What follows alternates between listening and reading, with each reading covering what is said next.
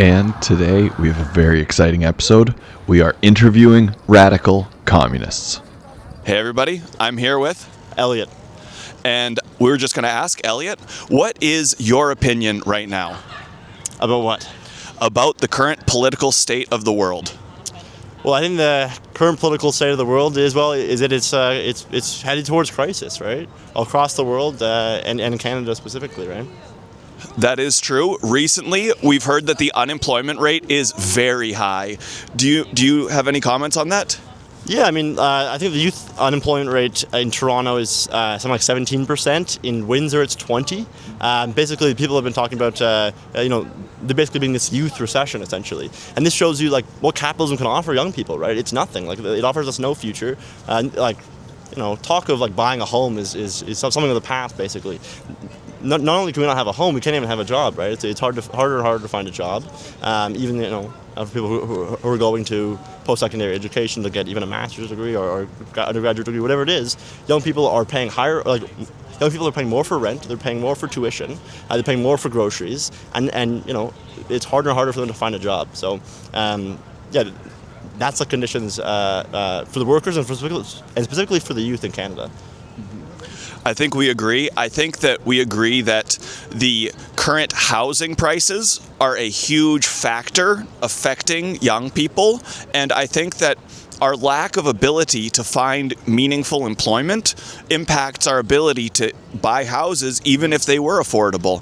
Do you think that the price of houses and their unaffordability is causing problems for younger people? Well, of course, and I think that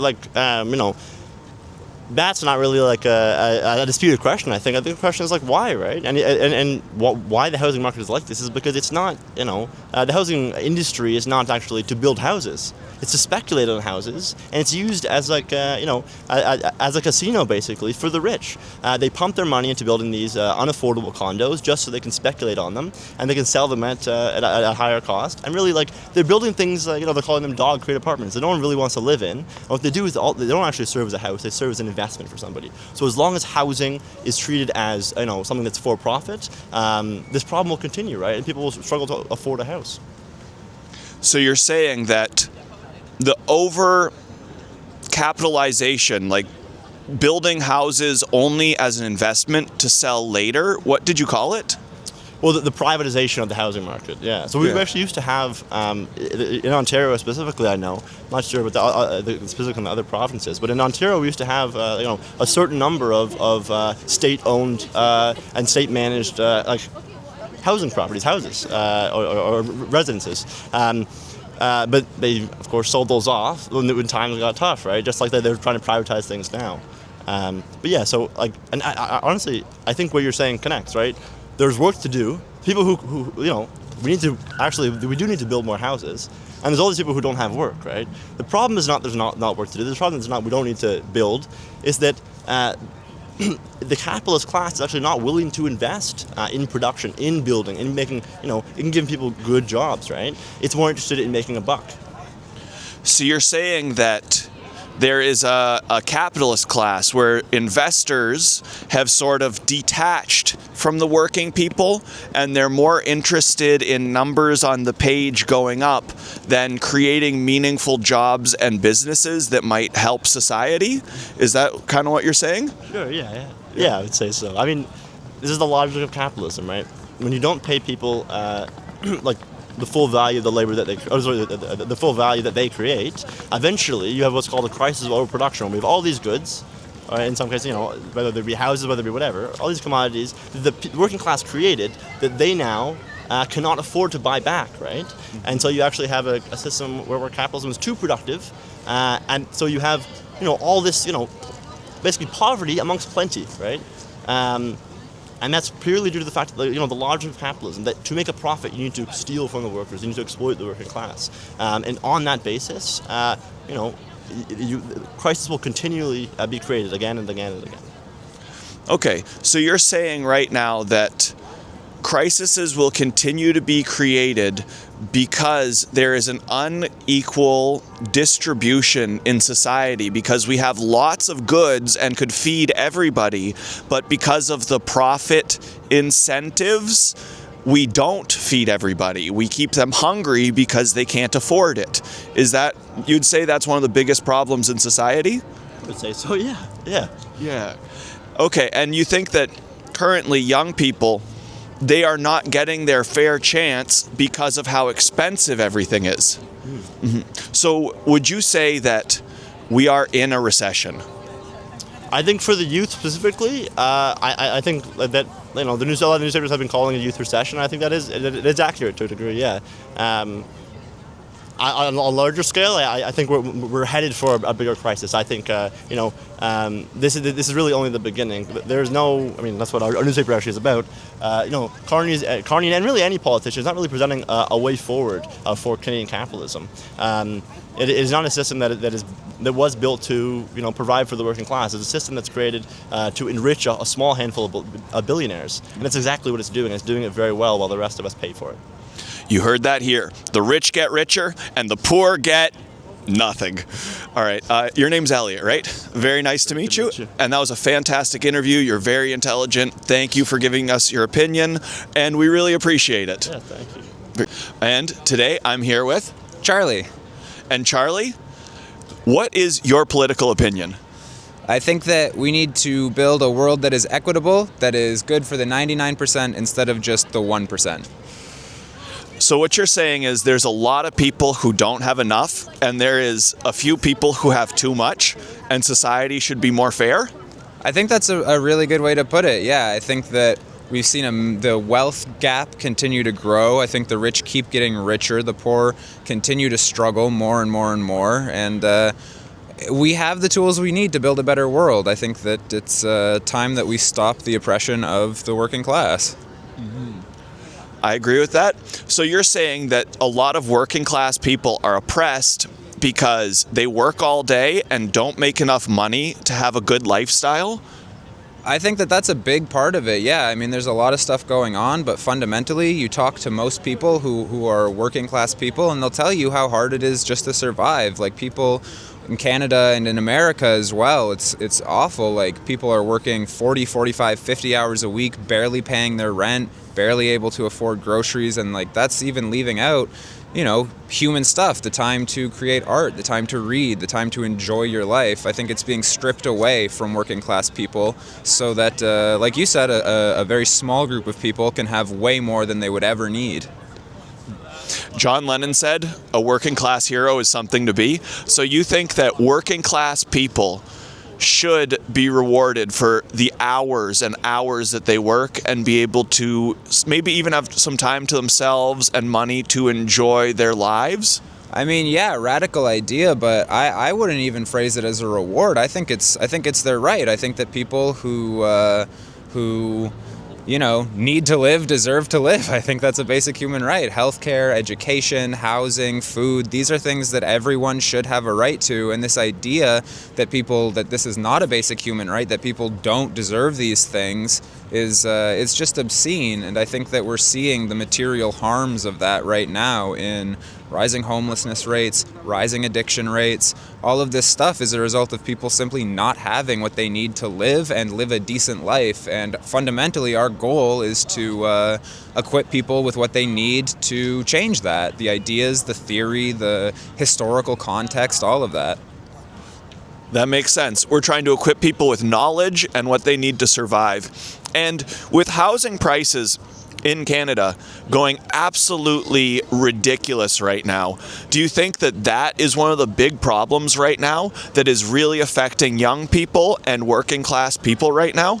Oh, massively. Home ownership is a huge, huge issue. I mean, it's kind of a cliche at this point, but you hear all the time that the generations that we're in, Gen Z, the Generation Alpha, I think, these are going to be the first generations in many, many years that are going to have a worse quality of life than their parents. And part of that is, like you said, the ability to own a home, the ability to do these basic things that have kind of been just assumed for years. So, yeah, absolutely. I mean, home ownership is one of the biggest issues, I think, that the working class is facing right now. And even beyond home ownership, just the ability to pay rent, just the ability to live in an apartment and not be bled dry and go bankrupt from that. That is very true. It is very difficult for people, and they are being bled dry. Do you think this ridiculous 7% to 12% unemployment rate in Canada is to blame for a lot of young people's problems right now? I mean, I think that that's a big part of it, and I think that what it is kind of a manifestation of ongoing trends that we've been seeing for a while, right? For example, the wealth gap. There's a small percentage of people that control most of the wealth, and a lot of these people, a lot of the wealthiest people in the world, are involved one way or another in real estate. They own all of these homes, or I wouldn't even say homes, I would just say properties, because, we're in Toronto right now. A lot of these high-rise buildings are not occupied. There's houses with lights on and heat and nobody living in them, while we're out here seeing people face below freezing temperatures every single day. And it doesn't have to be like that. It does not. This is not just the natural order of things. Humans did not live like that for the majority of human history. It doesn't have to be like this. And the people who are telling you that this is the free market, this is the natural order, they're lying because they want to maintain their wealth and continue to accumulate more wealth at the expense of the majority of people. So we're saying right now that a lot of these vacant homes are currently left vacant as investments for ultra-wealthy investors. And this both leads to increased homelessness for people who could easily work and be contributors to society and want to contribute to society, and also makes home ownership more unavailable to the people. So you're saying this is one of the things that currently is affecting young people very badly. Yeah, I mean, it's affecting young people for sure, but I think it's affecting anybody. It's affecting the working class on the whole, right? For sure, young people are getting facing a lot of the harms of it. Most young people are probably not going to own a home, especially if you live somewhere like Toronto. If your family, if your network is here, then you will probably be a renter for your entire life. But even beyond that, I'm training to work in addictions. I have friends that work in that field, addictions and homelessness and housing. And there's a massive problem with senior citizens as well, who have been housed for most of their lives, finding that because of various things happening in the economy, they simply don't have the money to retire. And if in their older age, they're not able to work, they're not able to continue producing profit for the companies that they work for, they'll end up homeless. So there are people going homeless who have been housed for most of their lives and they're older. And to be honest with you, I think it's disgusting. It breaks my fucking heart to see anybody unhoused living on the street. And it's especially heartbreaking when you see a system that refuses to take care of the people that have worked their entire lives and been involved with it. It doesn't have to be like that. The change can be made. The tools are there.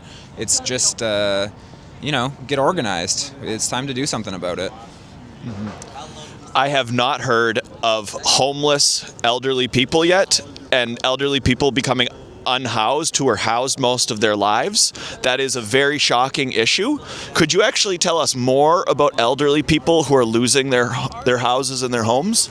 Yeah, well, I mean, I think you see it especially, it does happen in Canada for sure. I think you see it especially in the States as well. There's a lot of factors at play, but generally what tends to happen is that, maybe these people are working and housed for most of their lives, and then there's a bad investment, or they have health problems and they're unable to work. And especially, you look at the States, you look at the rising costs of healthcare, you look at how severe everything is there. People, will maybe have a health problem that full-on bankrupts them, and if they don't have maybe outside support or outside resources, it's really easy to just end up homeless. Honestly, there's a lot of people living. I can't remember the exact statistic, but there's thousands, tens of thousands, maybe hundreds of thousands of people who are, one bad month away from being homeless, from not being able to afford their housing. And yeah, you're right. It's heartbreaking to see that. And again, we can change it. More robust social welfare policies, more robust housing policy, tighter control on these housing companies that are buying up properties and then either renting them at exorbitant rates or not renting them at all for investment. The problem is, though, that I personally believe that we're not going to see that under capitalism. We've seen the way that the trends have been going. We've seen the way that people continue to make money off of this stuff. If we, as the working class, don't do something about it, I have a very hard time believing that anybody will. Like, these people are exorbitantly wealthy. I don't know. I haven't seen that many billionaires who are willing to give it all up for altruistic reasons. I think the truth is that we are, as the working class, the ones who are uniquely able to do that, and who fundamentally, in a lot of ways, have to do it, because I don't think we're going to see the change that we need in most other circumstances, if in any other circumstance. Perfect. That was a really good interview. You are very articulate, very smart. you. Those are good points. We appreciate that. It's Charlie, right? Yeah. Thank you so much for that interview. Thank you so much. And we'll probably plug you down in the description. Yeah. Very cool. Get organized. You. That was a great interview. You had great questions, man. Which, you know, that was good. Those were definitely some interesting opinions. We really got a lot of different perspectives and ideas. Totally fantastic. And I think we all had a really good time. I think that the heart of the issue is communication and making life better for everybody.